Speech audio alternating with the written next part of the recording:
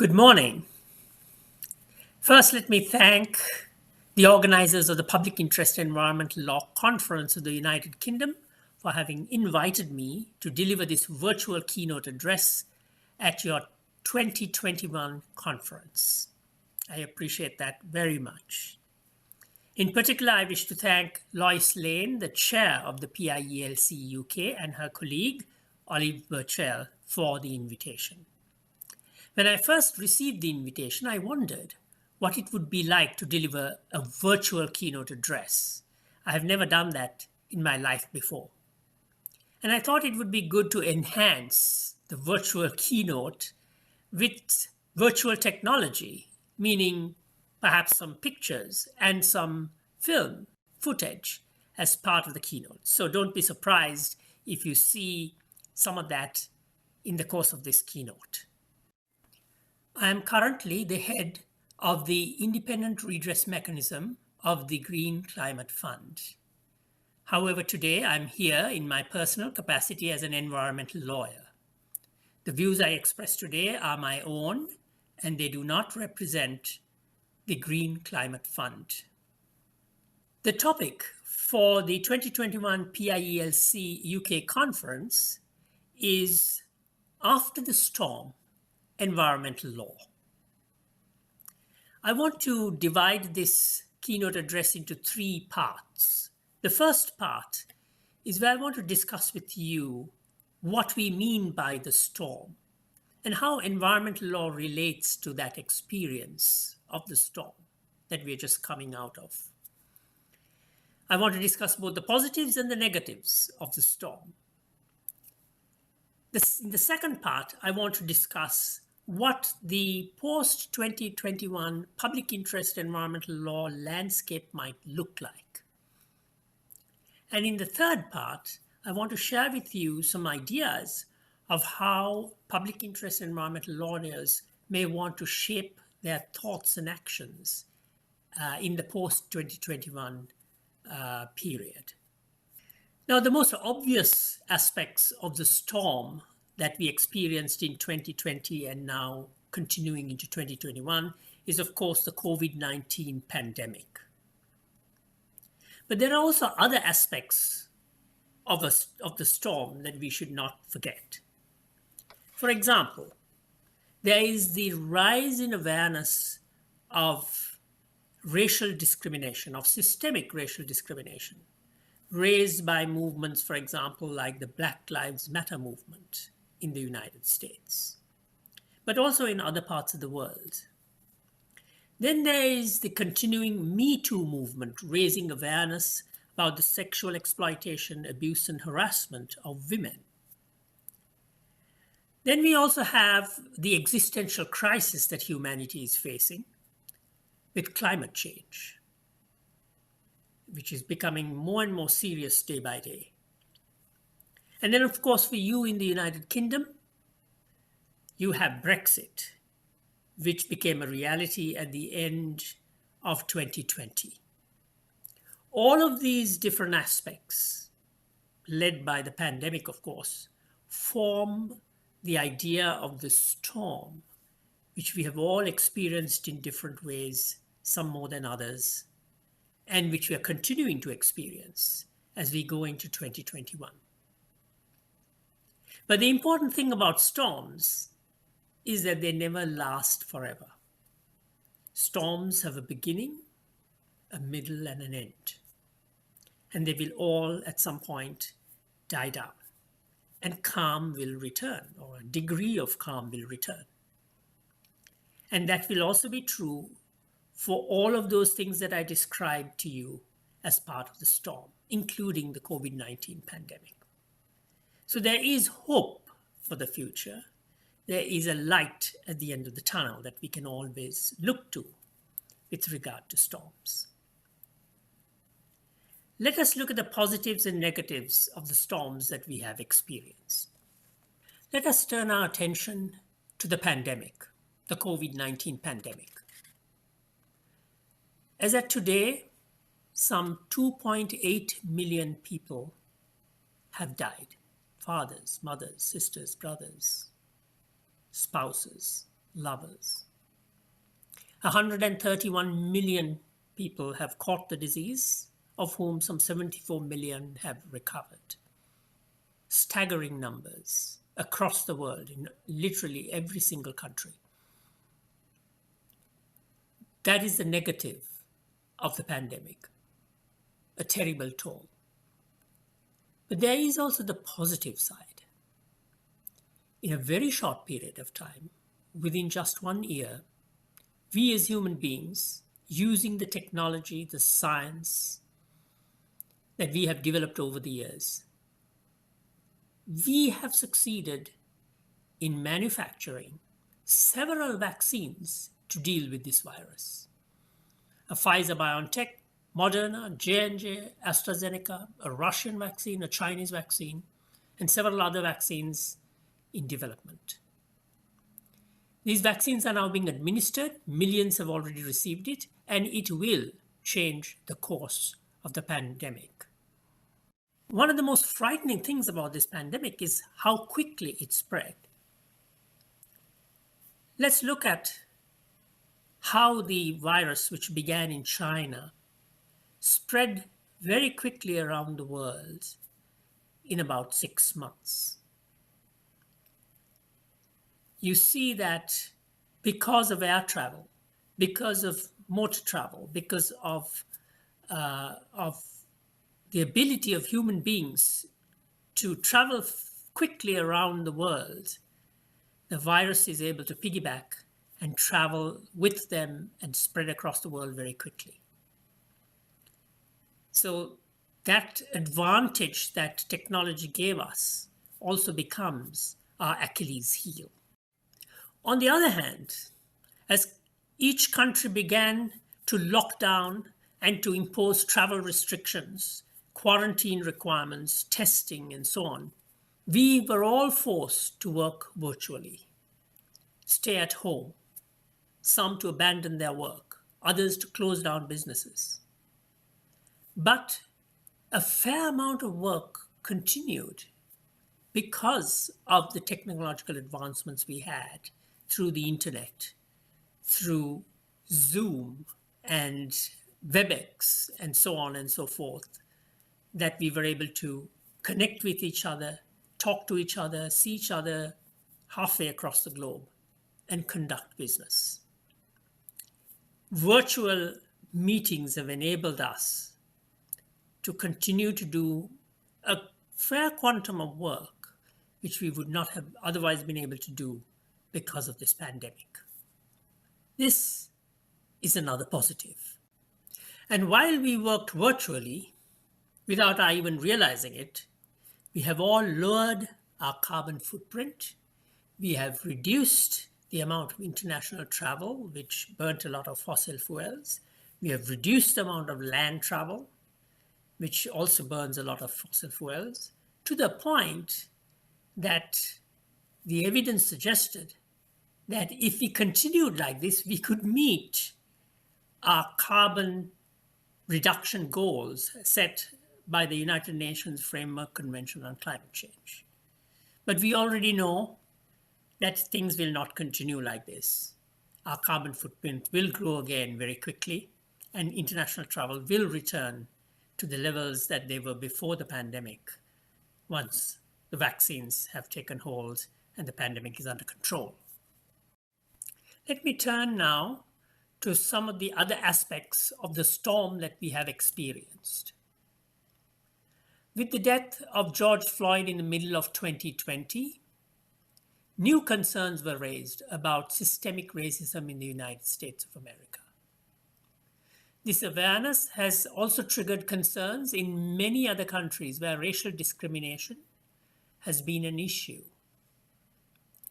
Whether you think racism is systemic or not, people of color have felt discriminated for a long time, and they are now demanding equality.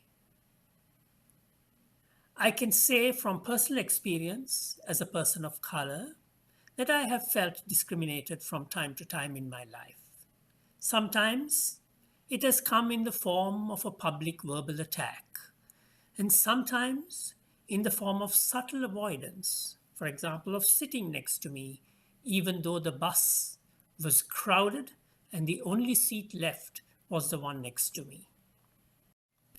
As a result of the increased awareness about racial discrimination, movements such as the Black Lives Matter movement have gathered strength, and in the United States have even sometimes resulted in violent conflict in some areas.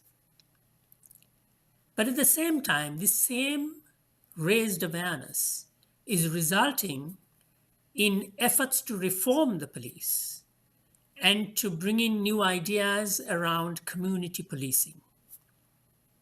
Of course, on the one extreme, you have a call for defunding the police, while on the other, you have a call for reforming the police.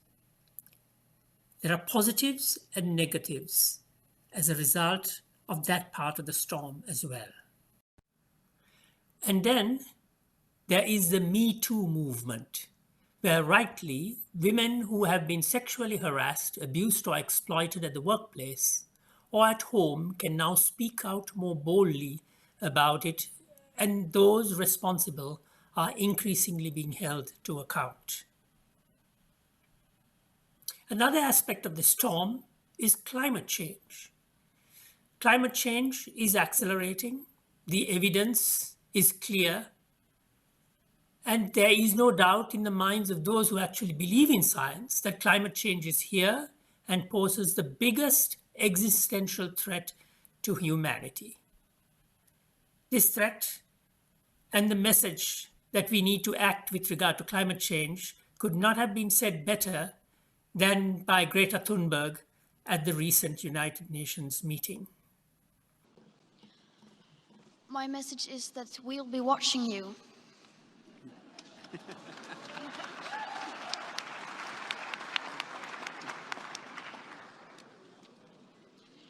This is all wrong. I shouldn't be up here. I should be back in school on the other side of the ocean. Yet you all come to us young people for hope. How dare you? You have stolen my dreams and my childhood with your empty words, and yet I'm one of the lucky ones. People are suffering, people are dying, entire ecosystems are collapsing. We are in the beginning of a mass extinction, and all you can talk about is money and fairy tales of eternal economic growth. How dare you?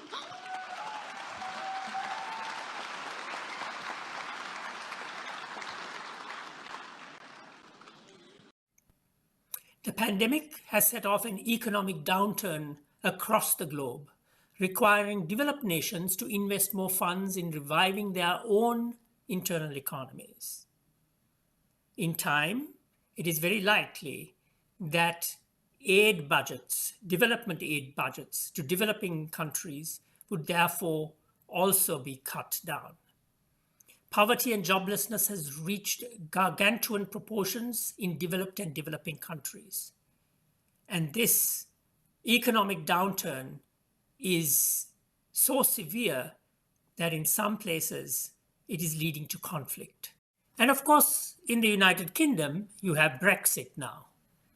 And Brexit will bring within, for lawyers, a great challenge with regard to reforming many different laws which have been influenced by European economic laws, and in many ways through efforts to regain the sovereignty of Parliament. And yet, despite all of these challenges, you also have tremendously positive, innovative outcomes that we can cite during this storm. One of them is the fact that there is already ongoing efforts to put satellites into space that would allow internet access for all. You have these kinds of positive efforts being made, notwithstanding the economic downturn. Arguably, this is the perfect storm that humanity has faced for a long time. But storms, as I said earlier, don't last forever. They are time and space limited. They will eventually go away or change. The question is, how will we all come out of it? Will we be more resilient and able to cope with such events in the future? Or will we forget after a while and return to our old ways? Can we learn from this experience and improve and build upon it and move upward? The 2021 PIELC UK conference is posing these questions in the context of public interest environmental law. No doubt, it will be posed innumerable times in other areas as well. We as humans have a remarkable ability to think through and discuss challenges such as these. We can even research past history, draw analogies, and analyze optional pathways as to how we can change behavior to become more resilient and smarter. But we also have a remarkable inability and inertia to change our behavior. We are for the most part set in our ways, and it takes enormous social efforts to change human behaviors at the community, national, and global levels. We don't need to go far to see the struggles we face in changing behavior. For example, mask wearing has become politicized in the United States. Vaccination hesitancy is rampant everywhere, mostly driven by misinformation. Climate change skeptics abound, and politicians still debate in some places whether there is or is not climate change, and resist even small changes that can enable carbon neutrality. I now want to turn to the second part of my address, to look at the landscape that is likely to take shape after 2021. Virtual communication will be here to stay. Remote working will be here to stay. Masks will very likely be ubiquitous for some years to come. There will be near universal internet access. Cyber attacks and cybercrime is likely to rise. There will also be movements seeking greater equality and less discrimination, racial discrimination, with perhaps significant police reforms. The economy, despite the downturn, is likely to pick up in a couple of years. Climate change will likely exacerbate, given the unwillingness of nations to act in a timely way. And it is more likely than not that it will result in intense hurricanes, cyclones, tornadoes, wildfires, floods, droughts, and new vector-borne diseases, resulting in billions of property damage and significant, serious impacts on human populations. This kind of crisis is likely to result in mass-scale movement of populations and immigration, putting pressure on both developed and developing countries. Never before in the Earth's entire history has there come a point such as this, a point in which a single species, we human beings, can unleash dramatic changes all over the globe. Human beings today have the capacity to bring about global positive change. They have mastery over much of technology. They have mastery over a lot of science. And they have mastery over political systems. And they can also bring about negative outcomes because of that same mastery. So humans have reached the crossroads at this point. The one path that would take us to increased crisis upon crisis, increasing poverty, increasing climate change, and the adverse impacts that it brings, and all of the negatives we can think of. Or we can go down the other path in which we can mitigate or reduce or completely eliminate climate change. We have the technology to do that. We have the science. We have the political systems to do that. And achieve a lifestyle in which we can follow the three basic principles of reuse, recycle, and reduce in everything we do.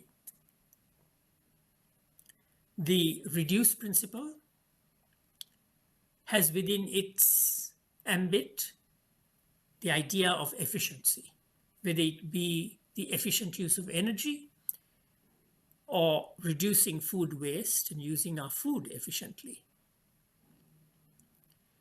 Within the reuse principle, we have the idea that everything must be environmentally friendly from the beginning, from the cradle, all the way to the grave. One man's waste becomes another man's raw material. And within the recycle principle, we have the idea that once something is used and consumed, it can always be recovered and converted to something different. So in all of these ideas, we have the wherewithal to follow a different path. That is perhaps the vision that we need to have as public interest environmental lawyers for the future. Within that vision, what is it that we as environmental lawyers can do? What are the ideas that we can think about as we look to the future and as we emerge from this storm?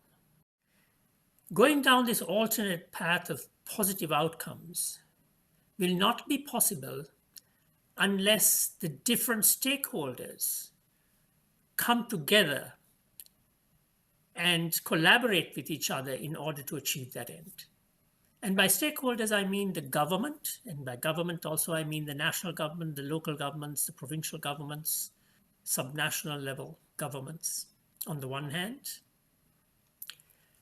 The private sector, on the other hand, a very important player, civil society, and we as citizens. We need to all collaborate and come together in order to go down that path and achieve the positive outcomes we want to achieve. I think it has already been well established that you can run a business in a way that is profitable and yet environmentally friendly. The notion that somehow environmentally friendly conduct on the one hand is incompatible with profit making has been long debunked. And many businesses actually now have adopted the idea that efficiency improves your profitability, that reuse and recycling improves your profitability. And consumers are beginning to increasingly demand that kind of behavior from the private sector. But as you look down supply chains, as supply chains get away, further and further away from the developed economies in which some of these ideas are more pronounced, and trickle down into developing countries, there you still find a lot of exploitation of labor and exploitation of resources in ways that are not sustainable. So it is not sufficient to concentrate on ensuring that these practices come alive in the developed world. It is critical, perhaps even more important, to ensure that they take root and grow in the developing world. So the challenge of going down this new path is a heavy lift, but as history has proved, human beings, we are capable of going down that path. We have the technology, we have the science, we have the economic knowledge and the political systems to do it. What we lack, perhaps, is the political will to go down that path.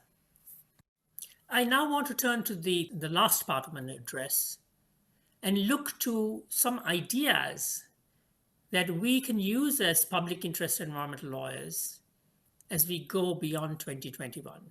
These are general ideas that you can use in different contexts, but I hope that these ideas will generate discussion, and I'm sure there'll be many more ideas that you will come across in the 3 panels that form this conference.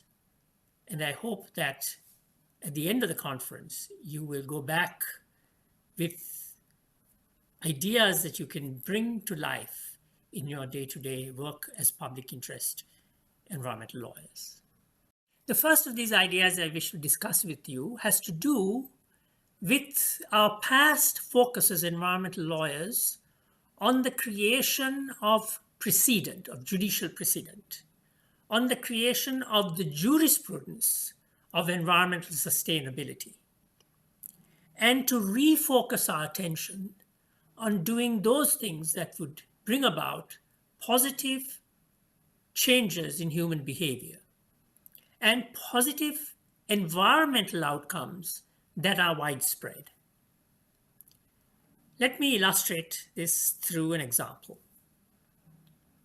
In the 1990s, my dear good friend MC Mehta of India, an advocate, began a campaign to clean up the Ganges River. The Ganges is, as we all know, is one of the longest rivers in India, and it is a sacred river to Indians and to Hindus. He brought a series of cases, litigation, in the Supreme Court using its human rights jurisdiction, its fundamental rights jurisdiction, in the hope that by arguing that the right to life included the right to a clean environment, he could get the court to force hundreds of municipalities down the river, hundreds of industrial establishments down the river to change their practices and to install basic pollution control equipment to ensure that they complied with environmental standards in discharging their waste into the river. Much of the river is polluted through fecal and industrial waste. Thousands of cases resulted from this litigation. Thousands of industries were put under judicial orders to clean up their act. Pollution control boards at the local level were mandated and overseen by the judiciary to ensure that they were doing a proper job. To the point that some were even arguing that the judiciary had taken over the role of the executive. At the end of the day, we are now some 20 or 30 years since that litigation started. It is still to some extent ongoing. The question that we need to ask is the river any cleaner today than it was when MC Mehta commenced his litigation? No doubt we have got extremely good Indian judicial precedent with regard to the right to life, the right to, including the right to the environment, what those standards are, and so on. But has it resulted in the outcome that MC Mehta was looking for? The fact of the matter is the Ganges River continues to be polluted to this day. So on the one hand, while we as environmental lawyers have created the precedents, the jurisprudence around environmental sustainability, it has not quite resulted in the outcomes that we were looking for. Certainly the river Ganges is perhaps cleaner than it was then, but it is far from being in the state that MC Mehta really wants it to be in. So what is it that we need to do differently in the future? Are there public interest actions, including litigation, that we can change that would force behavioral change across the board in this way? And the final case I want to touch base on from my personal experience is a case that I brought in 1999 and 2000, was an air pollution case. The air pollution situation in the capital city of Colombo had become very bad. mostly because of vehicular emissions. So I brought a case in which we were able to force the government to establish mobile air pollution standards for fuel standards. There was a lot of lead in the fuel at the time, and also for standards for imported vehicles. We got those regulations within 6 months of the conclusion of the case. It was settled, but it took a number of years before those regulations actually came to be implemented. Today, you have a system in Sri Lanka in which annually you have to go and get your vehicle tested for air pollution, and you have to get a certificate, which then has to be presented in order for you to get your annual license. So the systems have now been put in place. But the question is the air pollution in the city of Colombo any better? Perhaps it's a little bit better, but it is not anywhere near where it should be. It is still quite polluted. If you look at the air quality readings for the city of Colombo today, you will see that the air pollution is quite high. So while we got some good precedents, we got even some good regulations, we have not been able to achieve the environmental outcome which we were looking for. Continuing on the theme of air pollution, I still remember being in India with my family and hiring a vehicle to travel to see the Taj Mahal. We were on our way, and somewhere we were stopped by a policeman, and the driver of our vehicle got off. He went, and I could see him in the rearview mirror speaking with the policeman and eventually pulling some money out and giving it to the policeman, and he came back and we continued on our journey. So I asked him what happened, and he said, no, I paid the police officer a bribe, basically. And I said, but what was the problem? He said, well, I did not have my air pollution certificate. And then we were stopped again in a different state. We had to cross a state boundary by a policeman. And the same thing happened again. So I asked my driver, you paid 2 bribes already to 2 police officers. How much does it actually cost you to go and get this certificate, and how long is it going to take? He said it'll probably take maybe 15 minutes and it'll cost me 300 rupees. He had already paid the policeman 200 rupees, 100 rupees each. So on our way back, after seeing the Taj Mahal, I persuaded him to drive into a testing center. And he pulled up the car to the test site, and he went in, and he was back within a few minutes with his certificate. So I said, but I didn't see the car being tested. He said, no, I paid another 100 rupees and got the certificate. So basically he paid 300 rupees, 100 rupees to the testing center, 100 rupees to 2 policemen, which is a total of 300 rupees, which is what he would have paid in the first place to get a proper test and a proper certificate. And it showed me very clearly that though we have won the rules and the regulations and the judicial precedents, the system isn't working because of other reasons: corruption, inefficiency in the system, and just lack of resources to implement these rules. This phenomena that I'm describing is probably applicable to all countries in the world, though it would apply in different degrees. So you have a higher degree of corruption in some of the developing countries and much less of that, for example, in the United Kingdom or in Europe or even in the United States.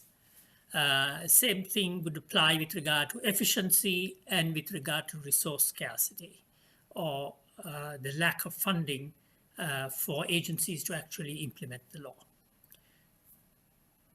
What I would suggest is that public interest lawyers going forward from 2021 onwards, while certainly continuing to litigate on very specific issues such as a particular factory that may be discharging its wastewater into a river, or a particular development project that is causing impacts to communities, host communities, while you litigate those issues, also try to step back and ask yourself the question whether that litigation by itself will achieve the overall environmental outcomes, social outcomes, and economic outcomes that you are looking for in the public interest.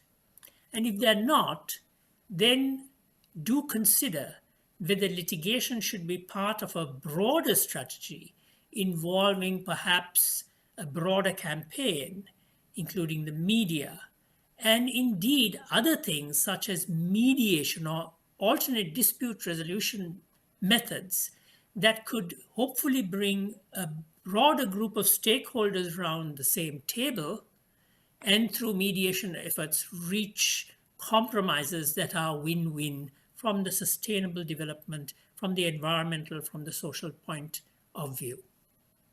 Another idea I would like to present to you as public interest lawyers going forward from 2021 onwards is to look for cross-fertilization in the field of the law. So you may be litigating a particular issue on which you might find that the law is sparse. You may not find many precedents, you may not find the exact statutes you're looking for, but there may well be concepts, legal concepts that may come from other branches of the law, whether it be through perhaps derivative actions which are found in company law, or the idea of the trust, which is found in trust law, or other such fields of law which may be in some ways far removed from environmental law. Look for cross-fertilization. Look for borrowing concepts which you can adapt and use by way of argumentation in your cases. That is one way in which, in the past as well, we have been able to expand the jurisprudence around sustainable development. These ideas could come from company law, from property law, from administrative law and constitutional law, which has been a traditional area from which we have always borrowed ideas, but also from the law of trusts. The final idea I would like you to think about as we go forward is the importance of combining your public interest work with powerful narratives. If you look at the duration in which humanity has learned to commit one's thoughts to writing, in other words, how old is writing? It may be 5,000, 6,000, maximum 7,000 years old, just by looking at archaeological evidence of the writings that we have today, some of the oldest languages. 7,000 years is not a long time, considering that Homo sapiens, and before that, other species of human beings have been on this earth for a much longer period of time. And the question then arises, how is it that we, as a species, communicated our ideas, our knowledge, and our wisdom to generations and generations? We did so through oral traditions, not through writing. And this is an important point, because over this long period of time when we were using oral traditions to communicate our wisdom, we have somehow been hardwired to absorb stories, to absorb narrative much better than we do data and analysis and reports and so on. And this is one of the reasons why we scientists are finding it very challenging to convince politicians with scientific data. And there is therefore a gap between scientific data and scientific reasoning and scientific findings and political will, because somehow the messaging is not getting through to the politicians. And that is because politicians tend to build their campaigns around narratives. Many of these narratives are supported by data, are supported by research. But there have also been in history many powerful narratives that have moved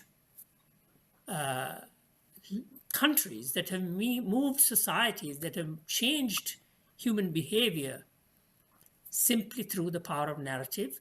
And what is important, narrative which was not based on data or research or fact, was in fact based on complete fiction and imagination alone. We don't have to go far. The entire Second World War, which was driven by the Nazis in Germany, was based upon a lie. But it was a powerful narrative. It changed the dynamics of social thinking in a very important European country for a period of time. And the entire world had to fight this narrative.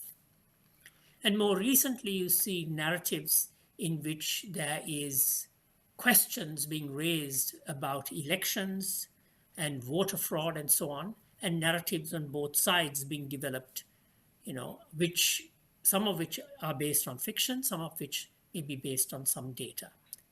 But what is important to understand here is the narratives, storytelling, which resonate with people, can move people and change their behavior, perhaps far more than data and analysis. So we have, as public interest lawyers, as responsible citizens, to find a way to bridge that gap between the data and the science that we know is telling us, for example, that there's climate change and that this is an existential threat. We have to take that data and somehow convert it to powerful narratives that can move human beings to change behavior. And I'm afraid that's not quite happening, because that would then move human beings to change behavior and to deal with climate change. That has not happened yet. So for the public interest lawyer, my message is, when you bring a case, don't just think of the legal precedent. Step back and think of the broader outcomes that you're looking for. And while you do that, build a powerful narrative, not only for your case, that's very important, but also for that broader outcome. And it is always best if litigation is just part of a much broader strategy in which you are seeking to bring about sustainable environmental and just social outcomes. These then are the ideas I wish to present to you. And so to bring my address to a conclusion, let me summarize very quickly. The key messages I want to present to you is that we are coming out of a storm which consists not just of the pandemic, but also of other important aspects of social change that is going on, such as systemic racial discrimination, the Me Too movement, the rights of women to be free of sexual harassment and abuse and exploitation. And this storm is not something that's going to entirely die down, but it will die down in the course of this year and the next. The second point I wish to make to you is that the landscape looking forward is one in which the public interest lawyer will have to continue to play a critical role, but this role would need to change and adapt to the new landscape that is being created with a virtual meetings coming in, with remote working coming in, these becoming part of the new normal that is going to be established, but also greater awareness about racial discrimination and systemic issues relating to discrimination around the world, the Me Too movement, and so on. There are many public issues, interest issues beyond the environmental issues that would need to be addressed by the public interest lawyer. In doing so, my final message to you is do not only concentrate on creating the precedents, the judicial precedents, and that is important work to continue, but step back and ask yourself whether you are, in fact, achieving the broader outcomes of social justice, the broader outcomes of sustainable development and environmental protection that you have been working towards in the public interest. And think of developing powerful narratives, and in doing so also borrow from other areas of the law, maybe even from other disciplines, ideas that you can bring and use as seeds to develop new jurisprudence. And so with that, thank you very much for being here. And I hope you have a great conference, which is full of discussion and full of ideas. And I hope you take away from this conference something valuable that you can use in your daily lives as public interest environment lawyers. Thank you very much.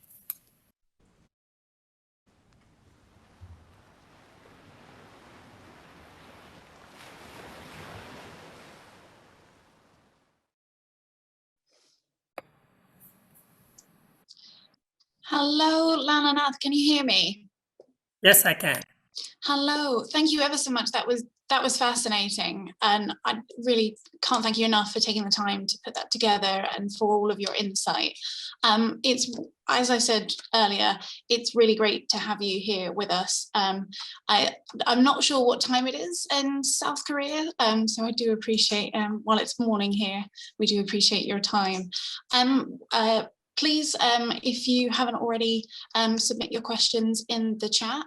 It'd be lovely to hear from some of our participants, some of our attendees, any thoughts or questions they have to pose to Lalanath this morning. I'll get started. For those who missed my garbled introduction, Lalanath, you've had a incredible career and have taken on some highly distinguished roles with great diversity. For those who did miss my introduction, you're currently the head of the Independent Redress Mechanism of the Green Climate Fund, and have worked as a legal officer, a legal consultant, director of the Environmental Democracy Practice, and director of the Access Initiative at the World Resources Institute. You've considerable teaching experience, a member of the Sri Lanka Law Commission, co-founder and executive director of 2 leading non-profits. I thought I'd start by asking, what's the driving force behind the roles you've taken in your life so far? Thank you, Olive. Apologies if I've missed anything there. You had such a wealth of experience. I just kept thinking, gosh, what if I missed the, highlighting something amazing that you've done? Thank you for the introduction, and for telling people about what I've done in my life. It's 6:15 in the evening, so it's not too bad here in Korea. Actually, it's a nice time to be able to talk to all of you. What was the driving force? That's an interesting question, and all I can really say is that as a child and as growing up, I very much spent a lot of my childhood in the rural areas of Sri Lanka, up in the Kandyan Hills, the city of Kandy. And I schooled there for a number of years. My parents were located there. My father was working there, and so was my mom. And so when I came to the city, I really missed the countryside, all the greenery and, all the natural, beauty that surrounded us. And I guess that has stayed with me. It has left a lasting impression. And I guess deep inside, that's probably what's driving me to take this as a career. But I must also say that when I passed out as a young lawyer, this is way back in the early 80s, environmental law was not known in my country at all, in Sri Lanka. Actually, it was hardly known in the developing world at the time. It must have been about 10 or 15 years old in the United States, and in the UK, I think to some extent it was just getting started. So in some ways, I was filling a niche. It was a good challenge. I looked around and told myself, my goodness, there's nobody doing this. It's been quite an interesting journey being a pioneer in the field, literally starting off some of the first cases. Some of them ended up being landmark cases, educating judges, educating the lawyers, developing environmental law syllabuses for the universities and so on, for the university, and teaching the teachers. So it's been quite an exciting journey, which I did for about, 2 decades maybe before I left the country and went to the United Nations. So, looking back on my career, I've really had a lot of fun doing this stuff. And I'm sure all of you, if you really want to get into environmental law, you can also have a lot of fun. The one thing that really has been very satisfying for me, particularly when I was a public interest lawyer, is the amount of, how can I put it, relief or satisfaction that you bring to communities and people for whom you can, succeed through your work. It might not necessarily be only litigation. It could also be, winning some administrative proceeding, through which you can bring about changes in people's lives. So just having that sense of, seeing that sense of happiness, actually we are able to make a change in somebody's life, but also in the environment, in saving a lagoon or saving a national park. These things can have bring a lot of happiness and satisfaction. Absolutely. It's so exciting to be part of something that's such a community-driven, something everyone can connect to. I really appreciate what you mean about missing the countryside. I too am from somewhere very rural, so I too can fully appreciate that. And what you said about being part of it being a journey, a narrative, to support something that's growing and changing and niche. And I think what you said in your presentation about how the pandemic is changing that, and the other big moments that you've mentioned over the last couple of years that are really changing that, will help redefine how we look at the environmental law and policies and procedures that we've cultivated over the past 50 years, and how we move them forward. I always say that one of the reasons I like environmental law is that it's innovative, it's always evolving, it's always as much as what we're doing for the environment as others are. That's enough about me. So we've had lots of questions come in. So I'm going to start with one from Kezia. How have you introduced campaigning or alternative methods into your work? Do you have any specific examples that you'd like to give?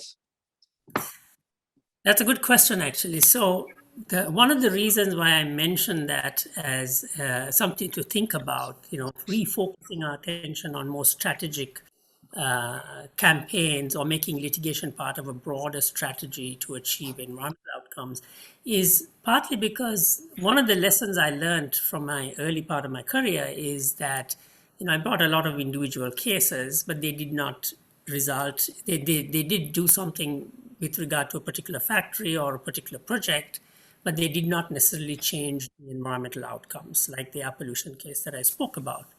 So it's really learning from failure in a way that I'm suggesting this for you. But there have been one or two instances in which I think we were more successful.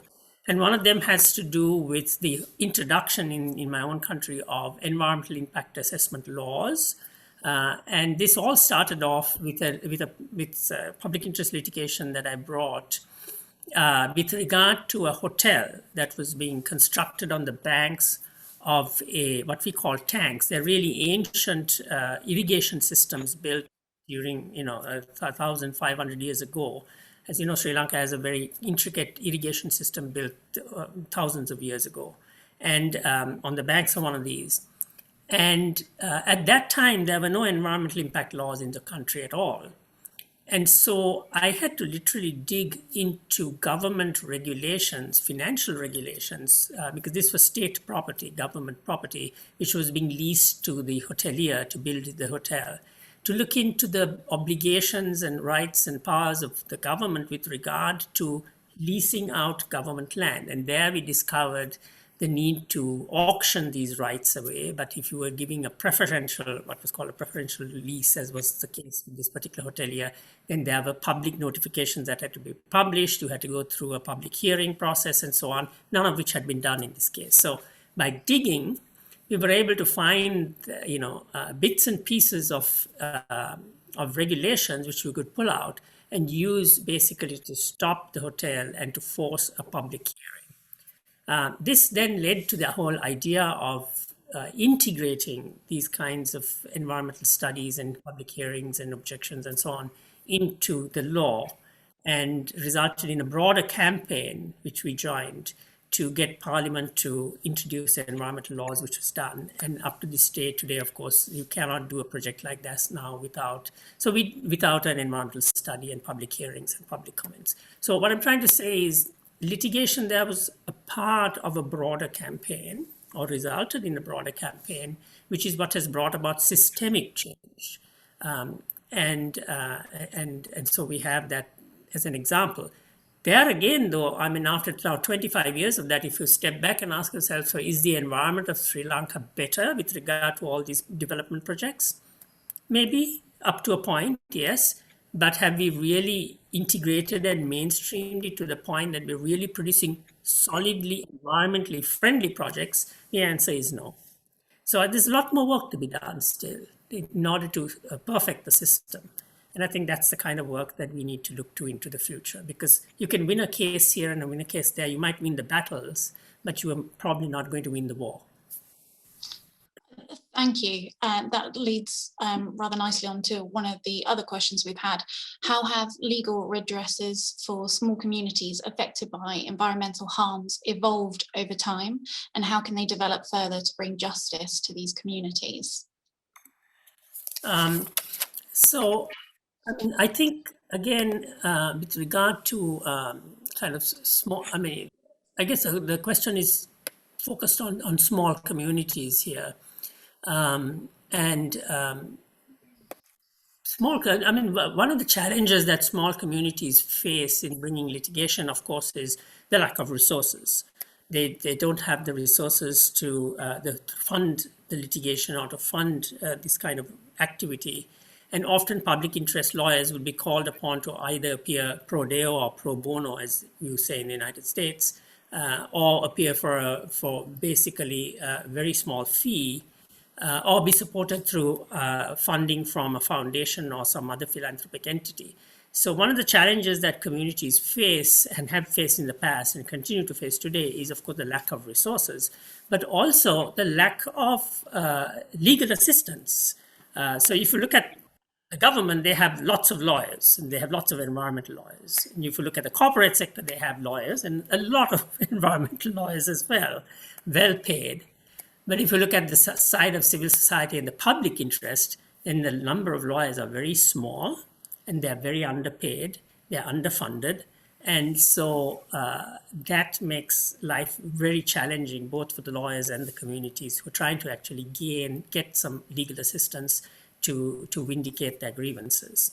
So, and that has not, I'm afraid, evolved over time, except in some places like in Australia and so on. In some countries, you do have legal aid now for cases like that, which is more improved. You do have the government, for example, funding, or they used to fund, I don't know whether they still do, the Environmental Defender's Office in Australia. So you do have some schemes like that, but they are few and far between. They're really not enough. So from a long-term point of view, communities still face challenges in bringing their environmental grievances to the judiciary, and similarly to other administrative agencies and executive. And I would hope that this is something that should change going forward from now on, because clearly those communities need to be supported. That said, there have been examples like the Native American communities of the US, which have litigated big issues like climate change, and also some other communities around the world which have litigated big issues like climate change. Have they brought about the systemic changes we are looking for? Not yet. But part of litigation is also, public interest litigation is not just winning the case or bringing about systemic change, but it's also partly about educating the judiciary. So you will find in many countries, your first few cases, you're probably going to lose because judges are not familiar with it. They don't like it. They've never dealt with it before. But they get used to the idea. You keep going back to them and educating them. They keep asking you questions and answers. They start reading on their own. And then by about the fifth case, sixth case, you begin to see a change in their attitude. So litigation has many roles, quite apart from the actual setting of precedents or winning of the case or bringing about a particular remedy. They also have an educational role and also awareness raising role, which is also important. Let me stop there. I'm happy to continue that discussion. No, thank you so much. You're absolutely right. Educating the judiciary and raising awareness, kind of twofold at the same time. You mentioned in your presentation about Greta and the heightened interest, understandably, for younger generations of getting involved. One of our questions has been, do you have any advice for young people who wish to advocate for the environment, maybe in light of what you've just said about communities pushing to get their cases heard, struggles with legal aid, and educating the judiciary as much as educating the young who are kind of torch bearers for the future with these issues? So that's a good question. I know a lot of those participating may be students out there. And while I encourage you to take to environmental law, certainly study it in the schools. If you want to make a career out of it, you have three choices. Basically, you can go to government and become an expert in environmental law, and you can earn a decent salary there. You can go into the corporate sector or be a consultant lawyer to the corporate sector where you can earn tons of money. And then there's a public interest sector which you can get into. So, and which of these you want to choose is a choice you have. If you choose the public interest one, which I think is what this conference is all about, then you must know that while your colleagues are going to be driving around in Benz and BMWs and what have you, or Ferraris, you are probably going to be driving down in a small car, probably an environmentally friendly car, hopefully a Tesla or a Prius or whatever it is. But the point I'm trying to make is you have to resolve to live a different lifestyle, and partly because you also want to practice what you're preaching. But it is enormously rewarding from a different point of view, which is that you're doing a public service.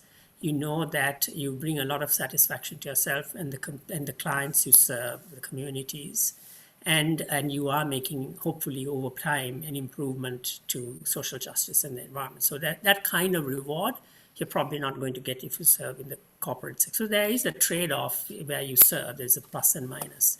And my advice to you is, with regard to students, is to be innovative, to innovate, to think outside the box, because environmental law, Oliver, as you said, is constantly evolving. And that's what is really fun about environmental law, is suddenly you find new ideas you can borrow from derivative action. So if a shareholder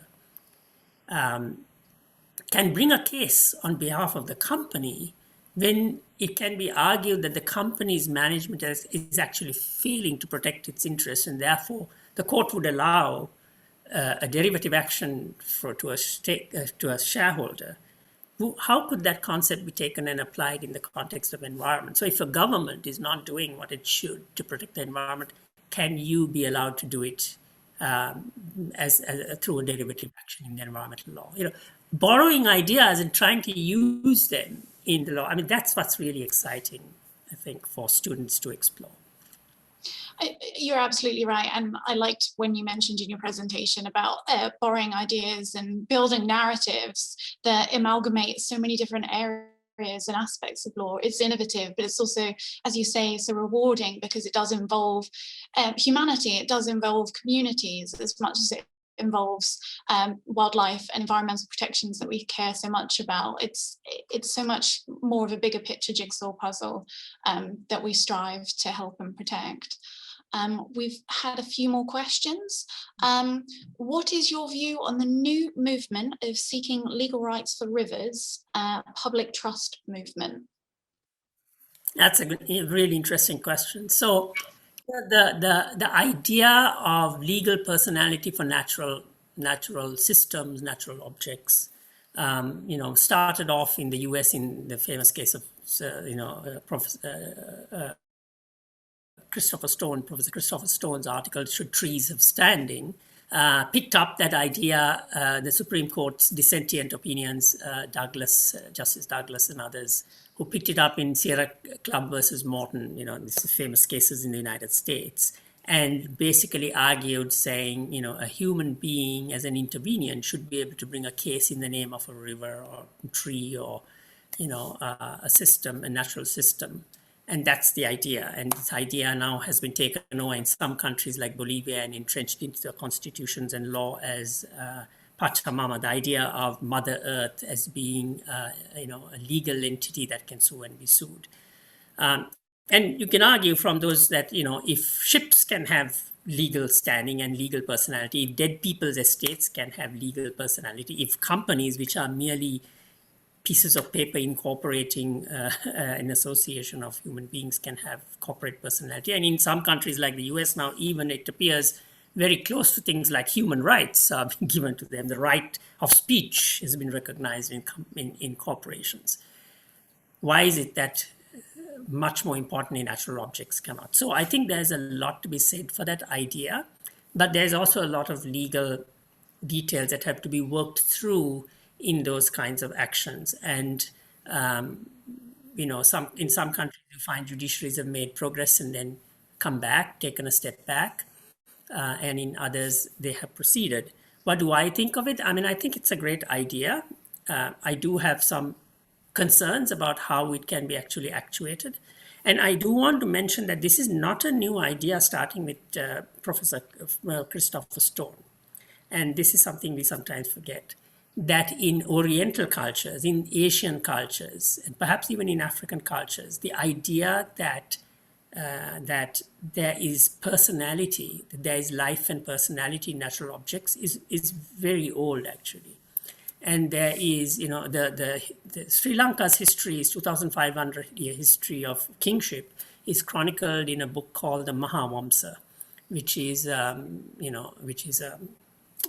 it's a historical chronicle. In it, there's an interesting story of a king. It was actually a Tamil king from India who had captured part of the country and was ruling, and was then eventually deposed through a battle by a Sinhalese king who unified the country.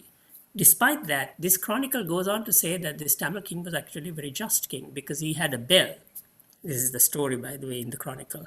He had a bell fixed outside, he had a bell fixed in his bedroom, or in his castle, shall we say, with a string on which led out onto the streets. And anybody who felt that there was some grievance that had not been rectified by the system that was in place could come and ring it, and the king would look into what was going on, try to give justice.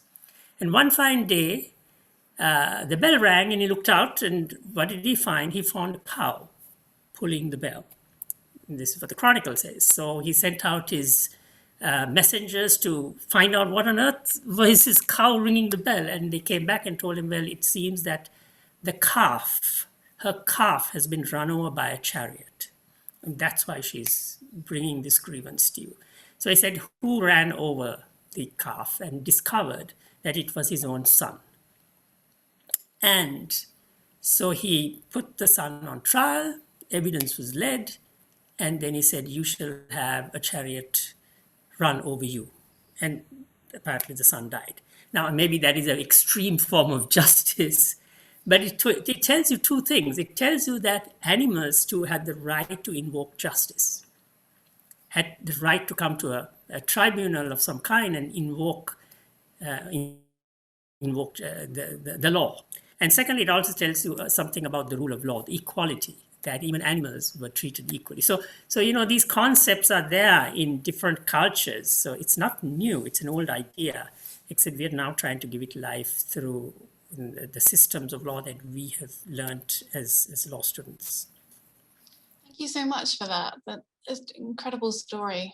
I've never heard that. And yeah, I something I think I'll look into. It's such an interesting kind of take. We've had another question. With South Korea and many Asian countries seeming to have responded more successfully to the pandemic than many Western countries, do you think that we will see the same trend in response to the climate crisis? And how can East and West work cooperatively to greatest effect? Thank you for that question. Very interesting question. Yeah, you're right that, I'm sitting here in South Korea and they have something like 300 or 400 cases a day. And it went down to like 20 cases a day at one point in time. And it's largely because the population here, and this is my perspective on it, is a very disciplined population. If the government says, please wear masks, it's for the benefit of everybody, they all wear masks. And there may be very small groups challenging that. But by and large, the country, understands that this is in the public interest to do so. Socially distance, they do try to follow the rules. So of course, that is not the case in Europe, or more particularly in the United States, where mask wearing has now been politicized, and not wearing a mask is almost kind of protest. So you have these different kinds of cultural beliefs, and one might argue that perhaps isn't that politically oppressive? that people just follow what is being told by the government. Maybe it is, I mean, one can argue that, but on the other hand, it is for the public good. So the question really is, how will this affect climate change? And I can say also again from facts, China is doing pretty well on developing energy efficient systems. They are developing fast railway and public transportation systems. If they continue on that path with their latest plan, they have their 5-year plans, they may actually get ahead they may actually get much more control over the climate change issues than Western countries can. And so, and South Korea is also one of the countries that are generally seen as leading the way in these environmental issues. And there's continued consciousness on the part of the government to try to bring, environmental concerns into their decision making. The area I'm sitting in right now, I look out at my window. This is called Songdo, where the Green Climate Fund is located. Is actually supposed to be an environmentally friendly city, and you don't have garbage tins because everything is sucked underground and dealt with and recycled and so on and so forth. There's lots of green lungs being built everywhere. So it's interesting that some of these developing countries are actually maybe doing more towards climate change than the developed countries. That said, I do not think that the climate change issue can be solved just by these actions. I think much greater action will be required by the developed countries, Europe, Japan, China, India included, the United States, of course, because without that, the major contributors to the problem taking action, we are not going to solve the problem. Absolutely, you're absolutely right. In your presentation, you mentioned about narratives. I was personally wondering, what do you think would be the most effective narratives on climate change? Sorry, Olive, I missed a few words of what you said. No apologies. I said in your presentation, you mentioned about narratives. I was personally wondering what you thought would be the most effective narratives on climate change for students to reflect on or to take away. So, if you ask the scientists, they would tell you that climate change is definitely happening, and there's lots of data to support the kind of global macro level changes that are going on.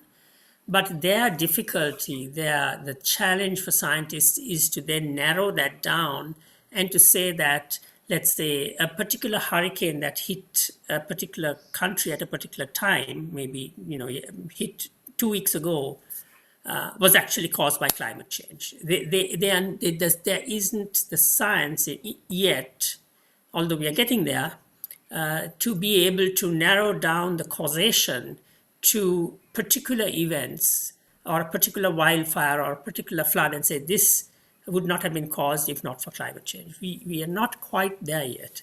And so when you have major hurricanes devastating large extents of land or huge droughts that impact countries, scientists are still a little wary about. They are slow to draw the conclusion other than saying, obviously climate change probably played a role here. They would not want to go beyond that. And this makes it difficult to develop a strong narrative around climate change, to be able to say, this storm was caused by climate change, and you should know that. And therefore you need to stop climate change. So it's really difficult to draw a narrative. So what I think is important is to draw narratives at a higher level, which is to say, talk about to tell the stories of how climates have changed overall and how rainfalls have changed, say, for a whole country. That you can do. You can show those things and talk about, and into those broad narratives of saying rainfall has changed, we are getting dry in this part of the country by X%, to be able to bring in narratives of older people who can say, this river used to run at this level, but it is now running only at this level. I can remember the days we used to play in this. Those kind of individual narratives which can kind of fit into the broader narrative, and although that can strengthen your narrative. But the time will come soon. I hope not too far off, when we will have the models to be able to say this particular storm or that particular wildfire was actually, let's say 50%, 60% caused by climate change. And then you will be able to develop much more strong narratives around climate change. Thank you. I couldn't agree more. And as we've already discussed at length, it's exciting in many ways to have the innovative tech being developed and evolving year on year to bring us closer to not only finalizing the details, but hopefully the solutions and the outcomes that you talked so eloquently about in your presentation. We've had another question. Such insightful responses. What is an environmental case that has particularly captured your interest or imagination recently that you'd recommend students have a look at? Good question again. So, climate change is the big problem that you as students, most of our students who are on this conference are going to face. Unfortunately, our generation has failed you, and the generation before us has failed all of us as well. And it's going to fall on your shoulders and on the next generation, your children, to remedy this. And it's a huge burden to be placed on your shoulders. And it is an existential crisis. We are going to see the effects more and more. And so the question for you really is, how do you,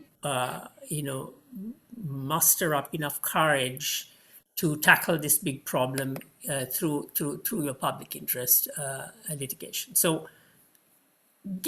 what would be a case or two that I'd ask you to look at? There's this recent case from the Netherlands, which was on climate change, in which a case was brought to the judiciary, basically saying the government is not doing enough. They're failing in their legal duty to protect the population and the people of the Netherlands and our businesses abroad. You need to force the government to improve on its, carbon reduction policies and its carbon reduction goals. And the judiciary actually held with the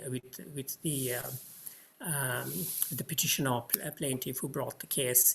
It went to the Supreme Court, and you may want to take a look at that case in particular.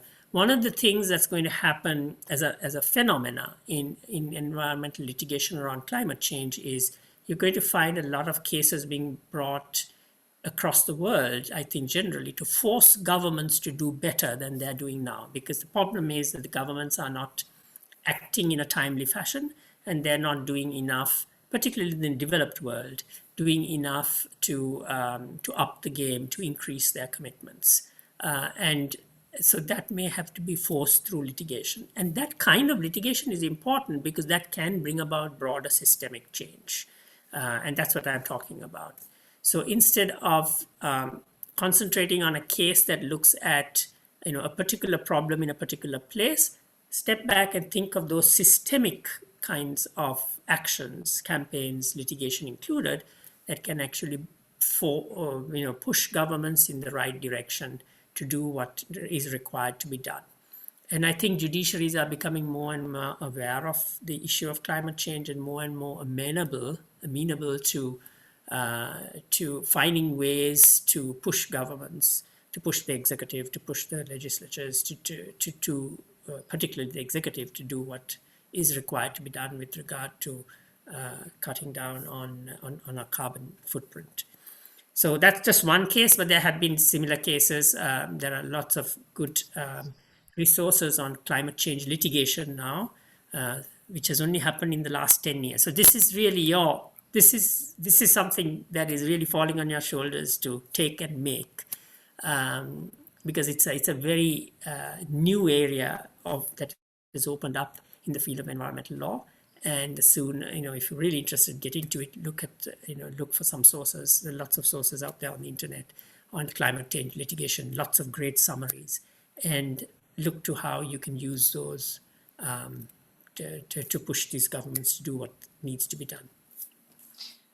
Absolutely, and it's interesting you mentioned that, because later today we will be hearing from a member of the Good Law Project who is which are currently taking the UK government to court regarding air quality in relation to COVID. So please do stick around to our attendees to hear more about that later, as that is, as Lalanath said, a core example of where governments are being challenged to do more, to reconsider positions and make radical changes that are necessary in this climate crisis.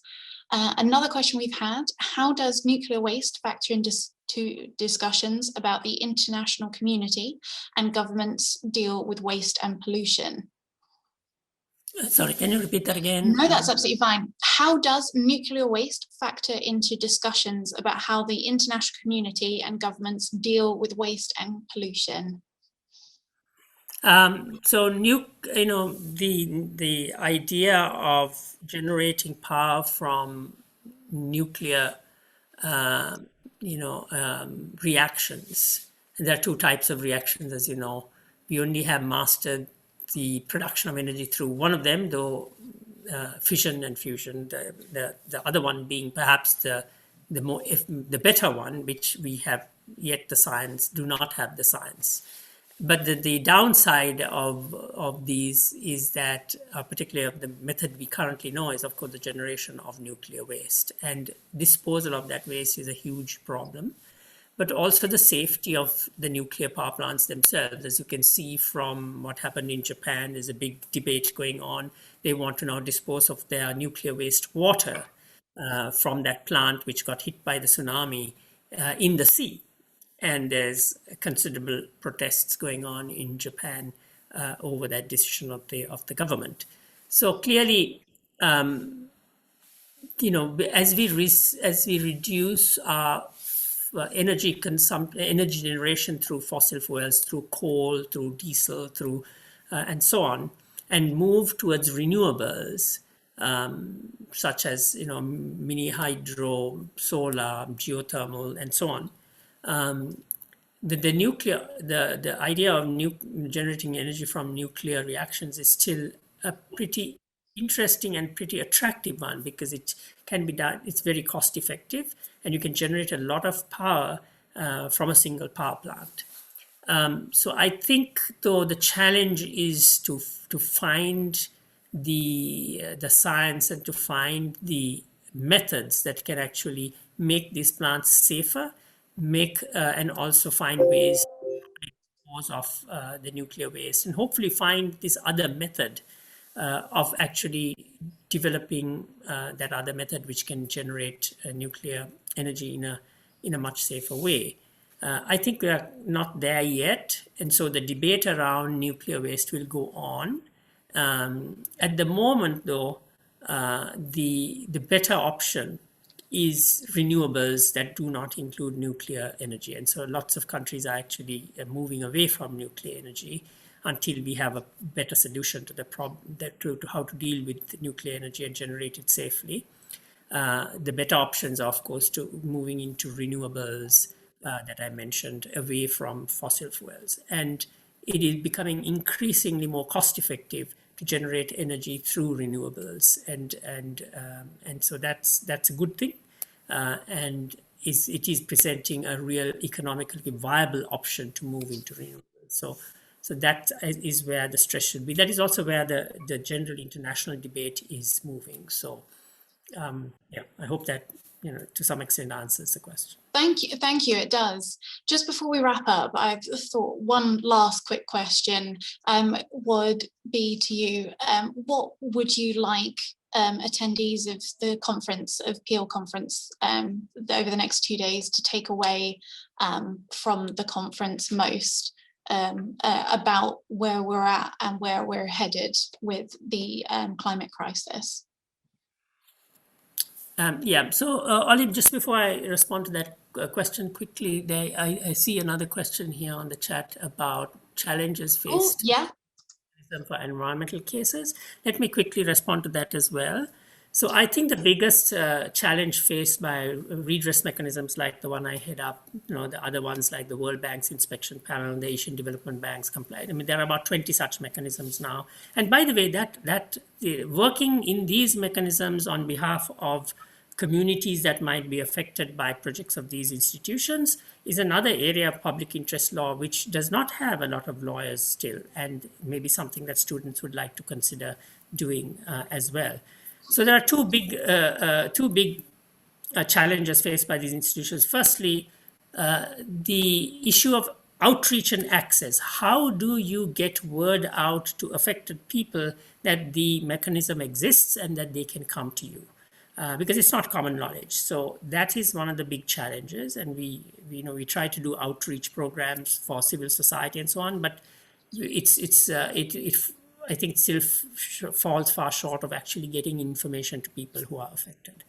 And the second problem is, I think challenge is delivering remedies. So many of these mechanisms make a finding, make investigations, and then make a recommendation of relief to the board or to the president of that institution. And the final outcome of that complaint is in the hands of the board or the president. And 8 times out of 10, they would probably accept the recommendation, but in some cases they don't. And so delivering, and even when they do accept the recommendation, there is quite a gap between their decision and the actual implementation of the remedial actions on the ground.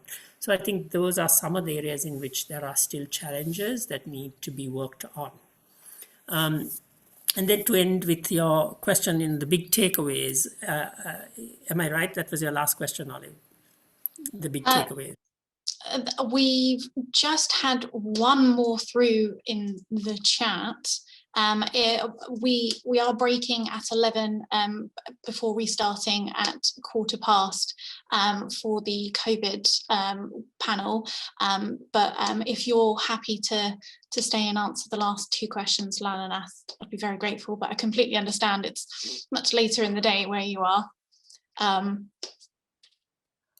So is this I can only see one question here. Is that the one on renewables that come from, and how sustainable is lithium cobalt when stolen from Adivasi lands, right?